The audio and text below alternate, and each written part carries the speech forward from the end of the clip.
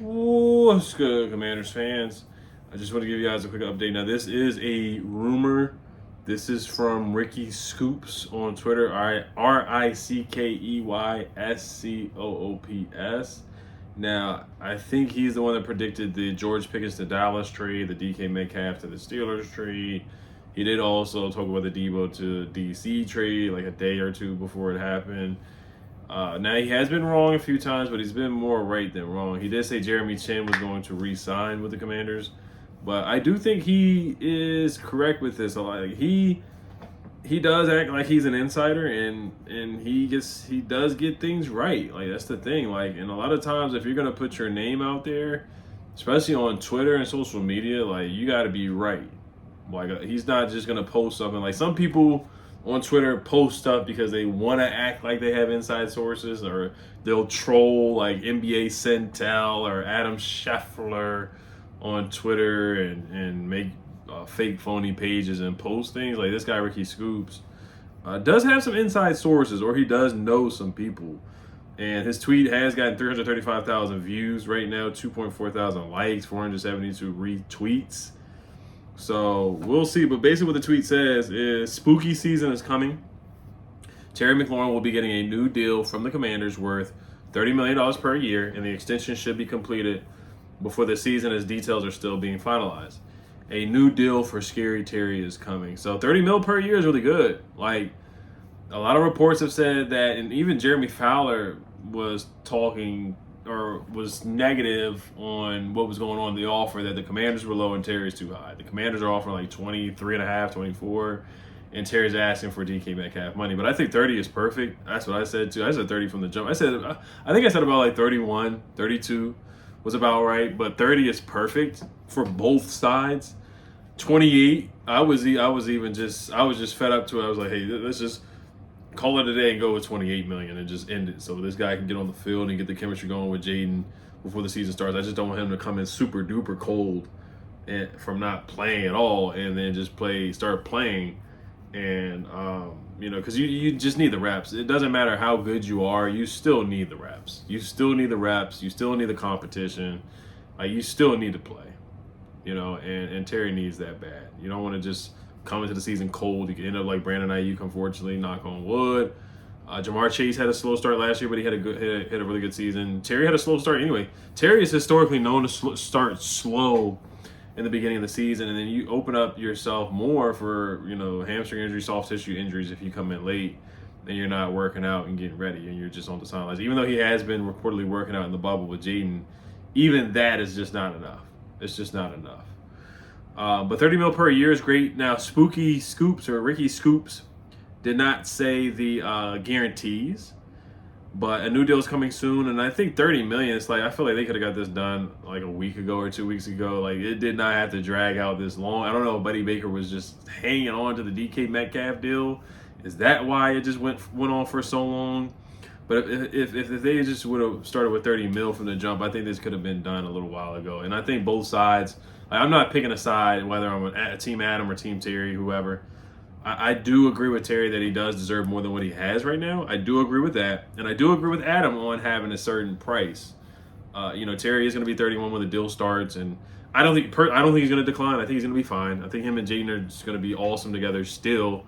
13 touchdowns, capable of doing that again. 1,000 yards, that's death taxes. Terry McLaurin getting 1,000 yards in a season. Still is going to do that for the next 3 years. I'm pretty confident in that for sure. And like Terry said in the Eastern Motors press conference that, he didn't play a lot in college, doesn't have a lot of wear and tear, doesn't have a lot of mileage on his body, which is very true. And he's been healthy the last 4 or 5 seasons as well, which is true as well. All right. But yeah, no, we'll see. We'll see if this guy, Ricky Scoops, is correct. And hopefully the deal is done very, very soon. Hopefully it's done before the Ravens. Hopefully it's done before we play the Ravens in preseason, so Terry can get the reps in and practice and go up against some guys and get some competition before we play a game. So that's what I'm hoping. And just conditioning, ramping up, all that stuff is important, man. It is. It's very important. It is. All right. So let's move on to training camp notes. Who's going to be in? Who's out? Jordan McGee is out, which is disappointing. Yesterday, I posted a good news video. I was like, okay, I didn't know if he was going to play, but at least he's out there with pads on. Now, he was on the side field yesterday. per B Mitch. And I think he was on the side field again today, but I'm going to look into some tweets here and find out. So these are the Commanders who will not play in Monday night's game. Terry, of course, Noah Brown, Marcus Mariota, left tackle Laramie Tunzel will not play, so that is interesting right there. Andrew Wiley will be playing left tackle. Josh Connolly will be starting at right tackle. Zach Ertz, Zach will not be playing. Cosme, of course, will not be playing. Brandon Coleman will not be playing, which is tough, but hopefully he's ready for week 1. Bobby Wagner will not be playing. It looks like Frankie Louvu's going to play, which is cool. Von Miller's not going to play. I kind of want to see him out there, but the two future Hall of Famers are not going to play. Bobby Wagner and Von Miller's not going to play. Jordan McGee is not going to play. Like I said, is already disappointing. Javonte John Baptiste not playing. You got to keep an eye on him too with that. And then John Jones, the corner that we picked up in free agency, is not going to be playing as well. So Jaden will be without 2 of his starting receivers, two of his starting guards, his starting left tackle. So he'll be without 3 starting offensive linemen, and then 2 starting receivers will not be out there. So Deebo Samuel will be his number 1. Who is our number 2 right now? Even like our number 2 option. We don't even have one really. I mean, other guys got to just step up and show it. But I do want to see Jaden throw the ball to Jalen Lane. I do want to see that on Monday night. Luke McCaffrey, who was called a bust by somebody on the radio, I do want to see him get some targets and see if he can make something happen. But those are the people that are out. So it looks like JCM's going to play. Bill's going to play, so that's good. Brian Robinson is going to play. All the running backs are going to be on deck. Austin Eckler will be playing. Probably won't get many snaps, but he'll be suiting up.